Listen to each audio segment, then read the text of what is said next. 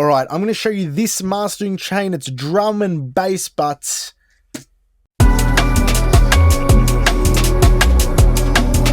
it is juicy as hell. So you're not going to want to miss out on this. Not going to want to miss out on it. Before we dive into it, the Studio Flow Masterclass comes out in 2 weeks. And if you want early access to it, you know what you need to do? Sign up to the newsletter, panoramamastering.com/newsletter.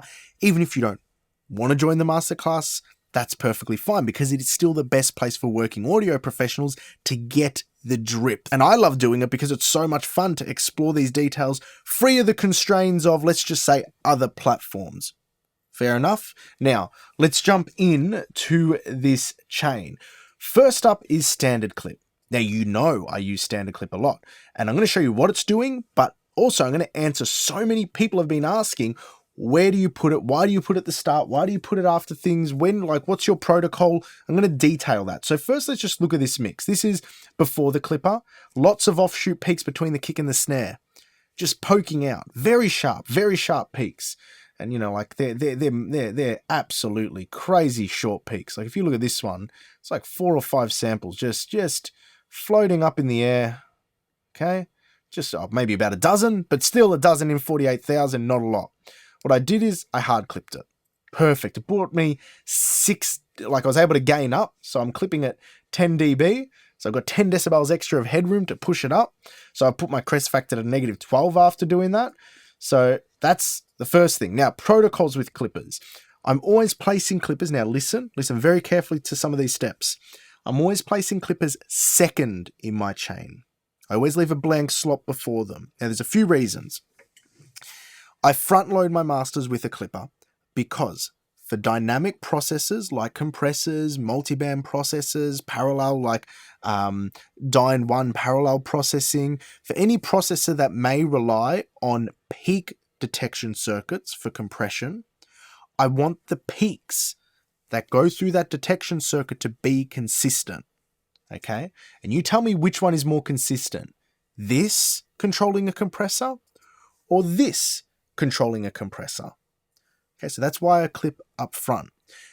Next step in the protocol. Why is it second in the chain? The reason why this is second in the chain, I've spoken about it before, is if we place any EQ filters or filters that shift the phase of the waveform, the clipped portion stays at the top if you clip after the phase rotation. If you turn those around, and I'll put an oscilloscope here and show you, if I turn those around and place the clipper first and then any EQ processing, whoopsies, I'll have to answer that later, and then place any EQ processing afterwards, what happens is the peak actually shifts. Okay, so you generate a new peak with the phase shift, the clip portion goes onto the side. So that's why it's always second. Okay, number one, so I've got consistent compression that it feeds. That's inconsistent for the compressor. That's consistent. And the second one, I'll just show you this now. I'll get, where are we going to put this? Let's do it here. Let's put a signal generator. So here we are. We've got the setup. We've got a 50 hertz sine wave. We're going to clip it. Okay. And then after the clipper, we're going to add a filter.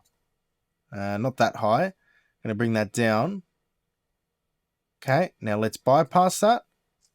It's generated a new peak because it shifts the phase of the waveform. All right, see that? That's hard clip, not going into an EQ. That's hard clip going into an EQ.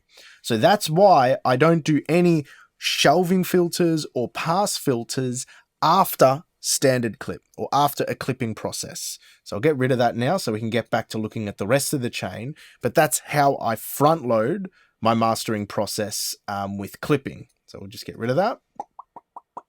It's good. They're all inactive. Beautiful.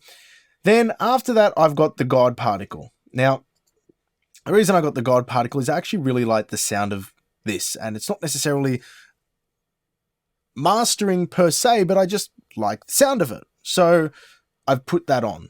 So now we're over to Ozone. I've got a few modules here. The first one is Clarity. Now the reason why I put this in is because the upper mids of the mix were very delicate, and the way I balanced them was good. Like, don't get me wrong, I liked it, but I felt like EQing any individual element or doing any broad stroke EQ, I don't know, it just felt very aggressive, like artificial. So I used the clarity module just to experiment and see where it would take me, and it took me to a really nice place. So I'll put this in solo and we'll start with it off, and then we'll turn it on, and you'll hear the upper mids, just a bit of space pull out in a really nice way.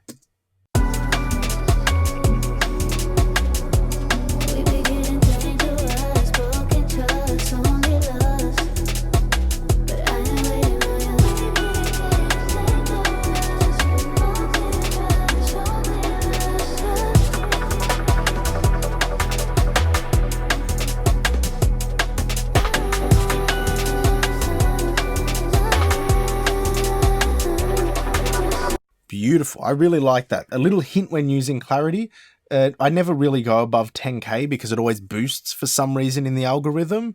So I always have that top always pulled in. The next one was stabilizer. And again, this is just a little bit of shape to it. Why reggae?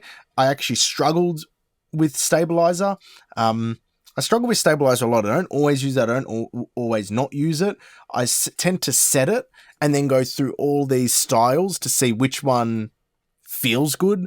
It's more a mixing thing. Actually, these two processes, clarity and stabilizer, I implemented while I was mixing the record just to get things feeling right. And I think that's really important when it comes to mastering, is that we've got the technical side, but we've also got the feeling side. And when we're mixing, I personally like to lean on a little bit of my mastering work to fill out some of the space, because if what I'm hearing excites me, it keeps me captivated in the mix and keeps me moving. So clarity and stabilizer were set up pretty early on in the mix. Vintage limiter, that's pretty normal. The maximizer, I did a few little things with this, which is a little bit different. We can see these down sections here, these softer sections. So I've enabled the upward compressor there. And then that's how you get to the final mastering chain. That's what it looks like. The clipper into the gold particle into ozone 11. The final one here, maximizer, is just a true peak limiter. And then you're at it.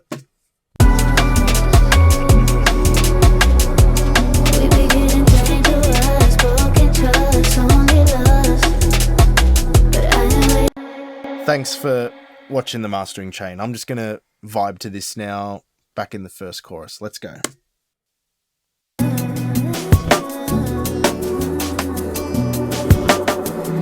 need something more official.